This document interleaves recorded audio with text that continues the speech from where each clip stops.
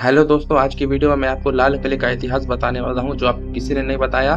तो आप लोग वीडियो में बने रहिए, वीडियो को बिल्कुल भी स्किप नहीं कीजिएगा। चलिए बिना आपका समय लिए वीडियो शुरू करते हैं। शाहजहां ने लाल किले को 12 मई 1638 ईस्वी में बनाने का काम शुरू किया, जब उसने अपनी राजधानी को आगरा से दिल्ली ट्रांसफर करने का फैसला किया। शाहजहां के फेवरेट कलर लाल और सफेद थे। इसका डिजाइन आर्किटेक्चर उस्ताद अहमद लाहौरी ने बनाया, जिसने ताजमहल को भी बनाया। लाल किला यमुना नदी के किनारे है, जिसने ज्यादातर दीवारों के आसपास की खाइयों को पानी दिया है। लाल किले को बनाने का काम 13 मई 1638 ईस्वी को मुहर्रम के महीने में शुरू हुआ था। शाहजहां की देखरेख में ये 6 अप्रैल 1648 ईस्वी को पूरा हुआ था।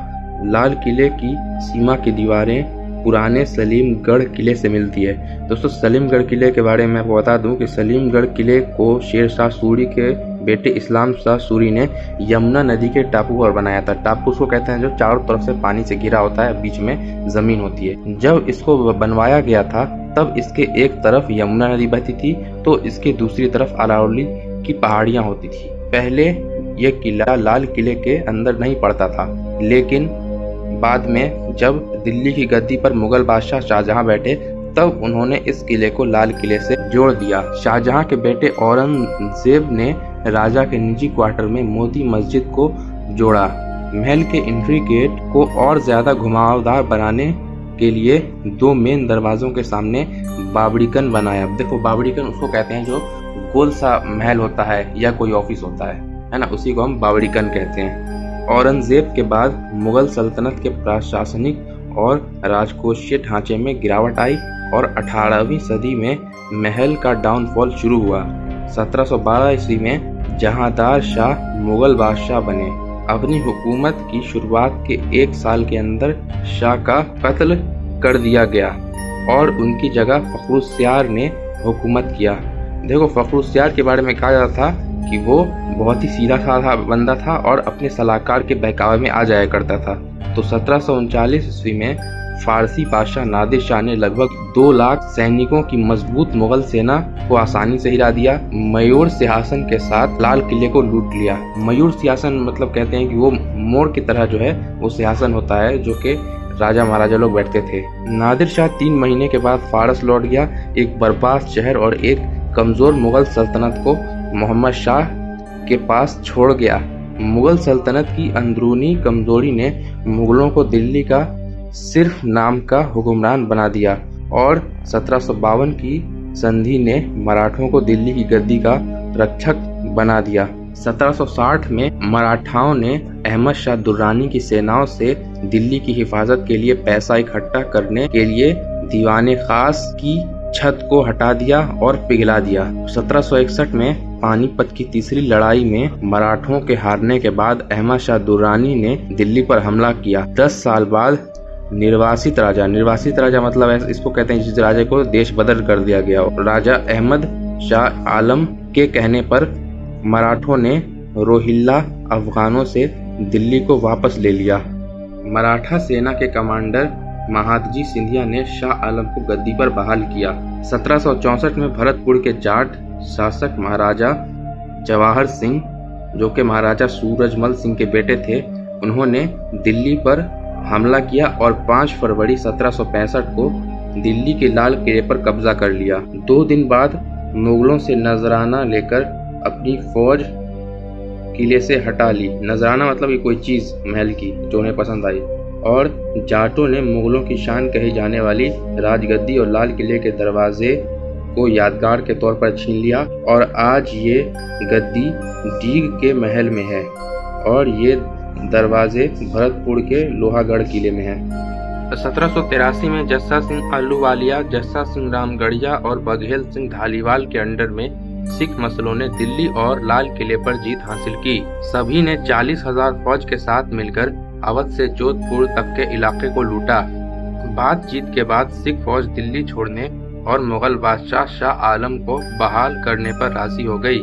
उनके पीछे हटने की शर्त में दिल्ली में 7 सिख गुरुद्वारे को बनाना शामिल था, जिसमें चांदनी चौक में गुरुद्वारा शीशगंज भी शामिल था।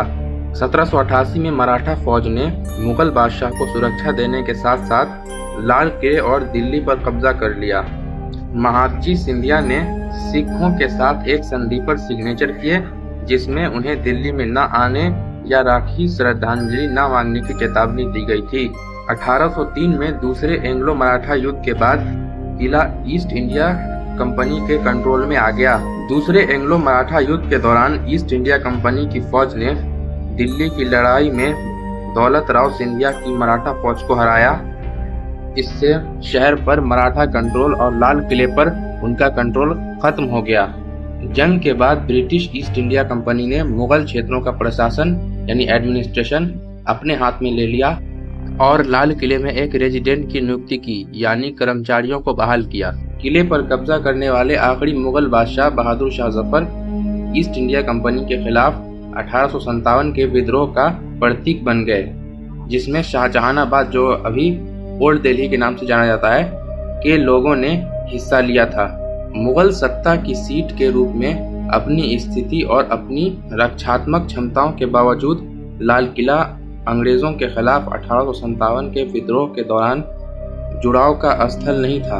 विद्रोह में हार के बाद बहादुर शाह जफर ने 17 सितंबर को किला छोड़ दिया और ब्रिटिश फौज के जरिए गिरफ्तार कर लिया गया। बहादुर शाह जफर एक कैदी के रूप में लाल किले में लौट आए। 1858 में उन पर मुकदमा चलाया गया और उसी साल 7 अक्टूबर को उन्हें रंगून निर्वासित कर दिया गया। बगावत के खात्मे के बाद लाल किले को लूट लिया गया और उसे तोड़ने का हुक्म दिया गया। इस कोशिश में किले की 80% इमारत टूट गई, जिसमें किले के नदी की तरफ वाले अगले हिस्से पर मंडपों को जोड़ने वाला पत्थर का पर्दा भी शामिल था, जिसे ध्वस्त कर दिया गया यानी डेमोलिश कर दिया गया। सारे फर्नीचर हटा दिए गए या तोड़ दिए गए। हरम अपार्टमेंट, नौकरों के क्वार्टर और बगीचों को ध्वस्त कर दिया गया और उनकी जगह पत्थर की बैरकों की एक लाइन बनाई गई। शाही परिसर में सिर्फ पूर्वी तरफ की संगमरमर की इमारतें पूरी तरह से नष्ट होने से बच गई। हालांकि विध्वंस प्रयासों की वजह से उसे नुकसान हुआ। मतलब विध्वंस प्रयास बोला जाता है कि डेमोलिश करने की पूरी तरह से कोशिश की जाए, चाहे जेसीबी से या क्रेन से या डायनामाइट लगा के इत्यादि। जबकि डिफेंसिव वाल और मीनार पूरी तरह से महफूज थी। 2/3 से ज्यादा अंदरूनी स्ट्रक्चर ध्वस्त हो गई, मतलब कि बर्बाद हो गई। 1899 से 1905 तक भारत के वायसराय रहे लॉर्ड कर्जन ने किले की मरम्मत का हुक्म दिया, जिसमें दीवार को फिर से बनाने और बगीचों को फिर से लगाने का हुक्म शामिल था। किले में मौजूद ज्यादातर जेवर और आर्ट वर्क 1747 में नादिर शाह के हमले के दौरान और फिर अंग्रेजों के खिलाफ 1857 के भारतीय विद्रोह के बाद लूट ली गई थी। इसे प्राइवेट कलेक्टर्स यानी निजी संग्रहकर्ताओं, प्राइवेट कलेक्टर्स या निजी संग्रहकर्ता उसे कहते हैं जो म्यूजियम का बिजनेस करते हैं। मतलब कि पुरानी चीज को खरीद के एक सजावट के लिए रखते हैं। आप लोग जब जाइए जाके वहां देख लीजिए। या ब्रिटिश म्यूजियम, ब्रिटिश लाइब्रेरी और विक्टोरिया एंड अल्बर्ट म्यूजियम को बेच दिया गया, जो कि लंदन में है। जैसे शाहजहां का जेड शराब का प्याला और बहादुर शाह जफर का मुकुट दोनों अभी लंदन में है। ब्रिटिश गवर्नमेंट की तरफ से वापसी की बहुत सी रिक्वेस्ट को रिजेक्ट कर दिया गया है। मतलब कि हमारी जो इंडियन गवर्नमेंट है उन्होंने रिक्वेस्ट किया कि भाई हमारा माल हमें वापस कीजिए, लेकिन ब्रिटिश गवर्नमेंट ने वापस नहीं किया। 1911 में दिल्ली दरबार देखने के लिए किंग जॉर्ज पंचम और क्वीन मैरी आए थे।